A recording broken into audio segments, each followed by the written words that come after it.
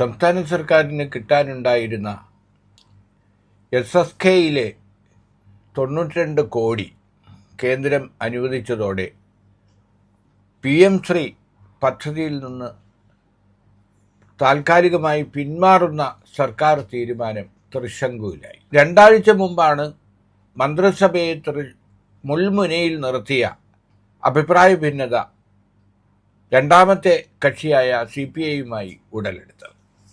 മന്ത്രിസഭാ യോഗം പോലും CPI ബഹിഷ്കരിക്കുമെന്ന അന്തരീക്ഷം വരികയും അതിനൊടുവിൽ മുഖ്യമന്ത്രി തന്നെ നേരിട്ട് ചർച്ച നടത്തുകയും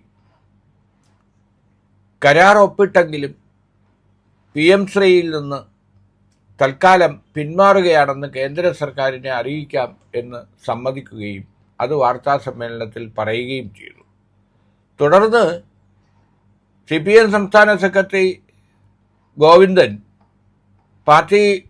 പാർട്ടിയിലും ഇടതുമുന്നണിയിലും ആലോചിക്കാതെ മന്ത്രിസഭയിലും ആലോചിക്കാതെ കരാർ ഒപ്പിട്ടത് തെറ്റായിപ്പോയി, വീഴ്ച പറ്റി എന്ന് തുറന്ന് സമ്മതിക്കുകയും ചെയ്തു. ഇതെല്ലാം സംഭവിച്ച് ഏതാണ്ട് ഒരാഴ്ച പിന്നിടുന്നു. ഇപ്പോഴും പദ്ധതി ഒപ്പിട്ടെങ്കിലും കരാറിൽ നിന്ന് താൽക്കാലികമായി പിന്മാറി എന്ന ഔദ്യോഗിക വിവരം കേന്ദ്ര സർക്കാരിനെ ഇതുവരെ അറിയിച്ചില്ല. ഈ ഘട്ടത്തിലാണ് സുപ്രീം കോടതിയിൽ കേന്ദ്ര സർക്കാർ അറിയിച്ചിരിക്കുന്നത് സംസ്ഥാന സർക്കാരിന് നൽകാനുണ്ടായിരുന്ന SSKയിൽ ഉള്ള 92 കോടി അനുവദിച്ചിരിക്കുന്നു, നൽകിയിരിക്കുന്നു എന്ന വിവരം.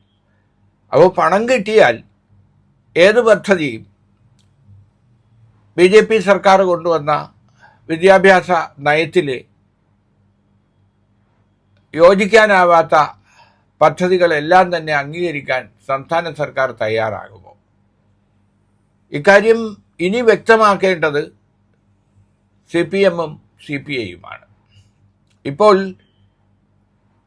ഒപ്പിട്ട കരാറിൽ നിന്ന് പിന്മാറാനുള്ള തീരുമാനം മുഖ്യമന്ത്രി കണ്ട ശേഷം, അദ്ദേഹം തന്നെ പ്രഖ്യാപിച്ച തീരുമാനമാണ്, ആ ഫയൽ അദ്ദേഹം കണ്ട ശേഷം വിദ്യാഭ്യാസ സെക്രട്ടറി വാസുകിയുടെ ഓഫീസിലെത്തുകയും ആ ഓഫീസിൽ നിന്ന് അഡ്വക്കേറ്റ് ജനറലിൻ്റെ നിയമോപദേശത്തിന് വേണ്ടി അയച്ചിരിക്കുകയുമാണ്.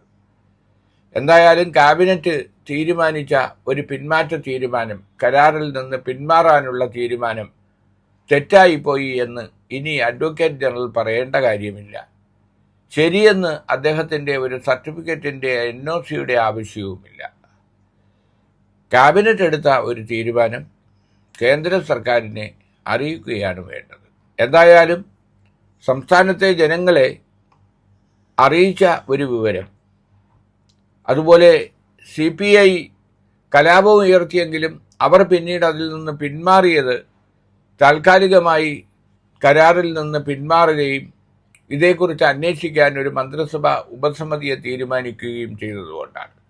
ഉപസമിതിയുടെ രൂപീകരണം പൂർത്തിയാക്കിയിട്ടില്ല, ഉപസമിതിയുടെ പ്രവർത്തനം ആരംഭിച്ചിട്ടില്ല, കരാറിൽ നിന്നുള്ള പിന്മാറ്റം കേന്ദ്ര സർക്കാരിനെ അറിയിച്ചിട്ടുമില്ല.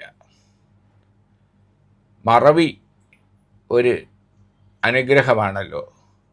എല്ലാവരും മറക്കുമ്പോൾ ഇതെല്ലാം നടപ്പാക്കാം എന്നായിരിക്കാം രഹസ്യ അജണ്ട.